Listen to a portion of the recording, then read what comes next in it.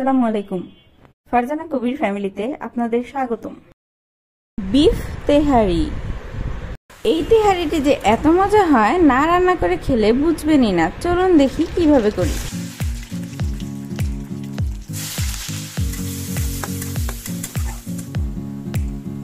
পেঁয়াজ কুচি ভেজে নিয়ে দিয়ে দিব আদা রসুন বাটা আর দিব ধনিয়ার গুঁড়া। অল্প একটু পানি দিয়ে মশলাগুলো কষাতে দিয়ে অন্য চুলায় দিয়ে দিব মার্বেল আলু সিদ্ধ। এই তেহারিটি কিন্তু এই দুটি মশলা আর আমার একটি সিক্রেট বিরিয়ানির মশলা দিয়েই রান্না করা হবে।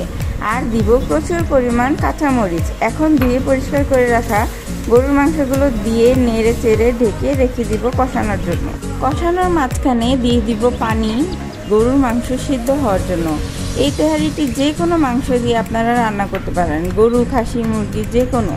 মাংসের পানি কিছুটা টেনে এসেছে। এখন আমি ফ্যাটানো টকদের সাথে 1 চামচ গুঁড়ো দুধ মিশিয়ে তা মাংসের মধ্যে দিয়ে দিব। আর এই দিকে আমার মার্বেল আলুও সিদ্ধ হয়ে গিয়েছে।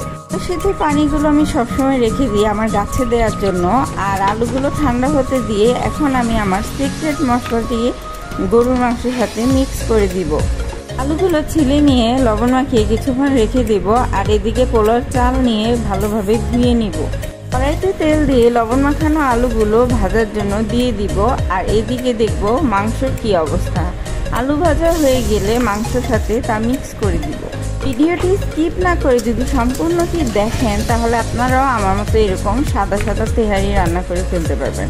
অনেক মজা, অনেক টেস্টি। বাসার সবাই তো আপনার প্রশংসায় মুগ্ধ হয়ে যাবে। পোলাও রান্না করার জন্য কড়াইতে পেঁয়াজ ভাজতে দিয়ে মাংসের মধ্যে এইভাবে কিছু কাঁচামরিচ দিয়ে দিব। ভাজা পেঁয়াজের সাথে লবণ আর আদা রসুন বাটা দিয়ে একটু ভেজে ধুয়ে রাখা পোলাওয়ের চালগুলো দিয়ে দিব। এখানে পোলাওয়ের চালের সাথে কিন্তু আপনারা যেই কয় পট চাল নেবেন তার 1.5 পট পরিমাণের পানি দিবেন। এটি কিন্তু একটি পরিমাণ, তাতে আপনার ঝরঝরেও হবে, নরম হবে না। আমি এখানে 2 পট চাল নিয়েছি, তার সাথে 3 পট পানি দিচ্ছি। এখন ঢাকনা দিয়ে কিছুক্ষণ রেখে এইরকম করে কাঁচামরিচ দিয়ে দিব পোলাওয়ের সাথে। পোলাওয়ের পানি প্রায় শুকিয়ে এসেছে। এই পর্যায়ে একটু চিনি দিয়ে দিব যাতে মাংস মিক্স করলে টেস্টের ব্যালেন্সটা ঠিক থাকে। এখন মাংসগুলো পোলাওয়ের সাথে মিক্স করে দিব। মাংসগুলো মিক্স করে ঢাকনা দিয়ে কিছুক্ষণ রেখে তেহারি যখন 80% হয়ে যাবে তখন সুঘ্রাণের জন্য ব্যবহার করব কেওড়া জল। কেউ যদি কেওড়া জলের ঘ্রাণ পছন্দ না করেন তাহলে স্কিপ করতে পারেন। কেওড়া জল দিয়ে ভালোভাবে নেড়ে চেড়ে মিক্স করে এইভাবে তেহারিটি দমে দিয়ে দিব। তেহারি হয়ে গিয়েছে, দেখুন কি সুন্দর হয়েছে। এখনই তো লোভ লাগছে। আপনারা অবশ্যই রান্না করে খেয়ে আমাকে কমেন্টে জানাবেন। আল্লাহ হাফেজ।